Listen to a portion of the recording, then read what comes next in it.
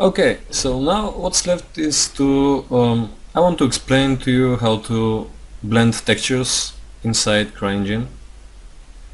So first, what we need to do is go back to 3ds Max.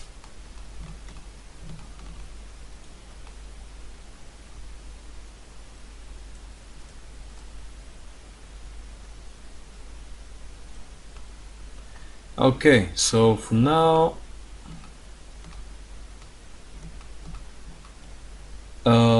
basically now what you need to do is right click Object Properties, and from here click Vertex Channel Display and choose Vertex Alpha and press OK. Okay, so now the object becomes white, and that means that it's painted in the same value, and the white color actually indicates where the second texture will show up. So now if you leave like this the prop and put on the blend layer, the whole prop will be covered with the second texture. You won't be able to see anything from the first one. So how do we tweak that? We just apply a vertex paint modifier, set it to vertex alpha, and just select everything, and from here just click paint all. Okay, so now this black color means that this cave corridor will look like here with this texture, and only on the places where we're gonna paint with white the other texture is going to show. Okay, so now let's just select something like this. I'm gonna decrease the opacity a little bit and increase the size of the brush. So now where do we want the blending? For example, it's good to have something here on the corners. My example with the blending will be with moss texture, so just try to apply your blend texture at some places that seem appropriate for the corresponding texture that you want to blend. So for example, the moss, it usually you can find it here in the big crevices, or I don't know, you can find it a lot of places inside caves. So just try to paint it in an interesting way. You can put some here on the floor so it doesn't look that repetitive. I'm gonna just increase the opacity and the size a little bit. I'm gonna paint something on the ceiling. So now sometimes if you have too rough transition between white and black, you can get some rough transitions as well between the two textures in CryEngine. So you should just try and paint later with a smaller opacity, more smoother transitions between the white and black values.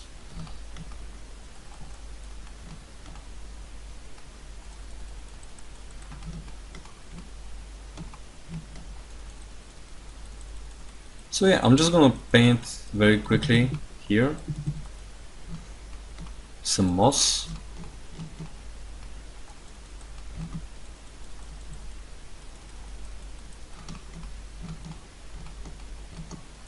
Yeah, I admit at first it's a bit confusing because you only see black and white colors, you don't have a real-time preview inside Max of the two materials, at least for now.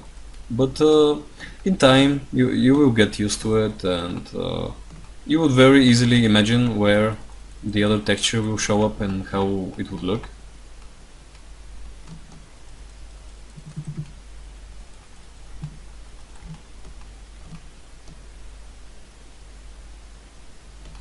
Okay, this outer shell, it's kind of preventing us from seeing properly, so yeah, you can really easily hide it and just then unhide it again. But for now I'm just gonna paint a bit more, and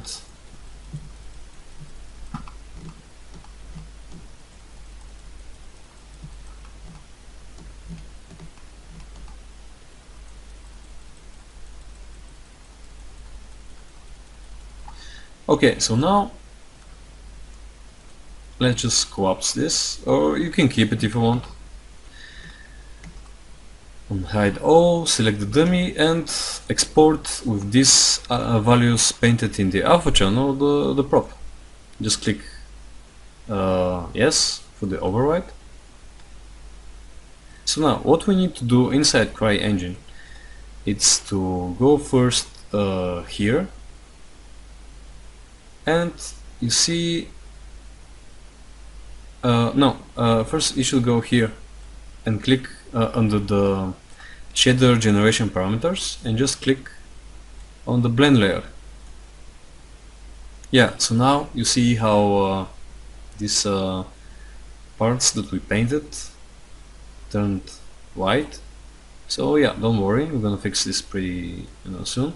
So first you need to go here under the blending map.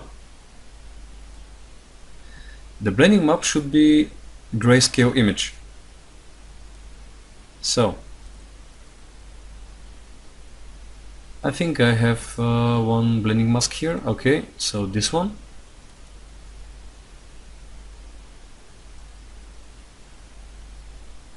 Yeah, it's not the most perfect blending for now, but I'm just gonna switch. I'm gonna load the MOS texture, and then we're gonna play around with the other blending masks.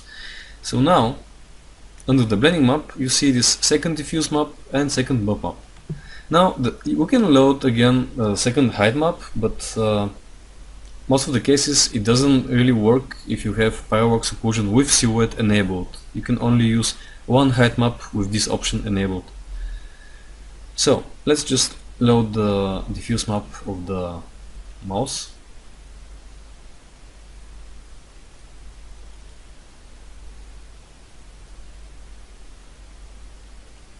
Okay, and then the second bump map.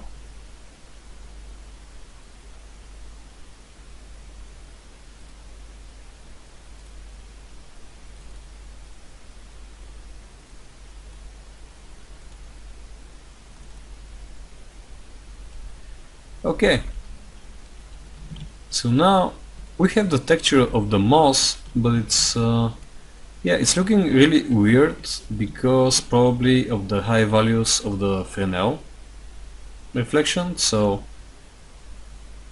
I'm just gonna decrease this a bit.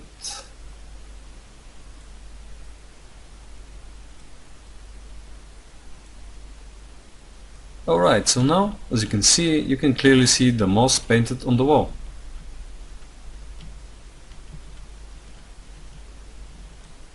So now, the next thing that we want to do is, for example, if the moss it's too low-res styled for your taste, you can fix that by just going again under the shader parameters. And here you can see this option, Blend Layer to Tiling. So you can just increase that, and you'll see that the moss tiles are a lot more dense than before. So you can have some nice detail on the blending map. And yeah, now as you can see with the moss you get this nice color and detail variations of the ground.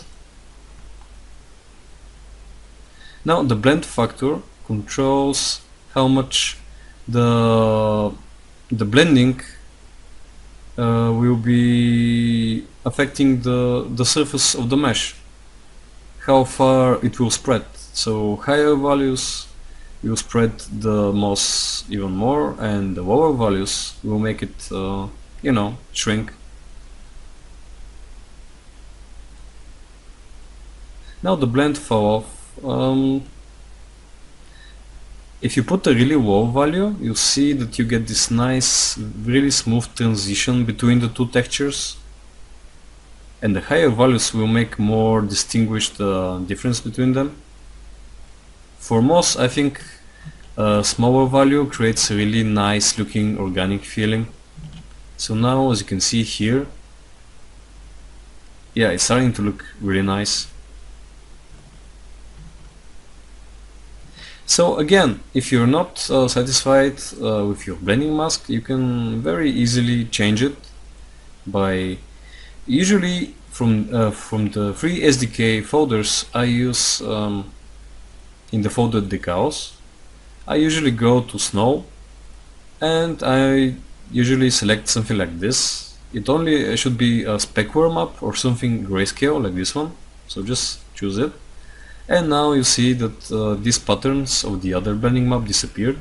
Now it looks another way. So what could we do to improve further this cave corridor? We should add the detail bump maps. So let's just go again under shader generation parameters. Click detail mapping. Oh, first we should select the detail map. So go again in the detail bump maps, rock, and yeah, I think this one is pretty nice. And don't forget to tile it, because otherwise it will look really low res. So maybe we need something like 60 by 60. And let me just get closer to the surface so you can see the change.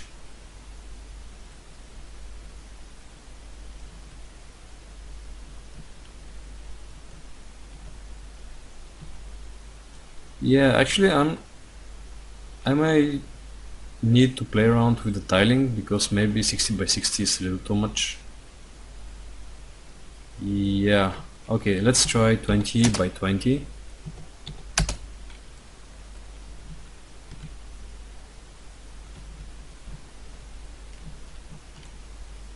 And I'm gonna increase a bit the intensity of this one so we can see better.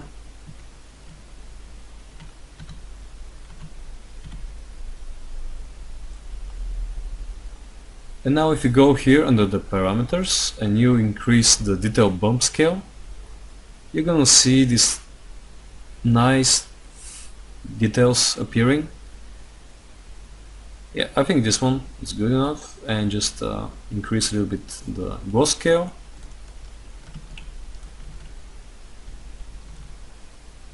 Okay, maybe this particular bump map, it's too tileable, so I'm gonna switch to something else.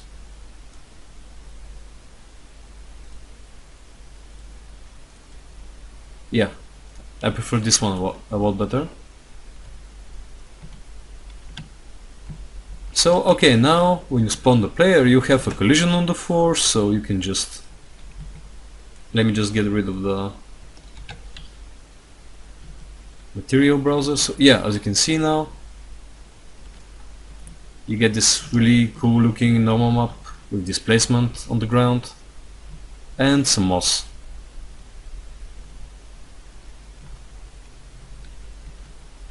Yeah, maybe the only thing that I want to change, it's to decrease a bit the smoothness on the blending, because right now it's a bit too much. So yeah, probably I'll set it to 1.5.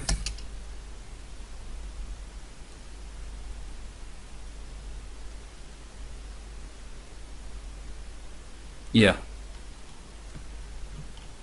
Alright. So yeah, that's it.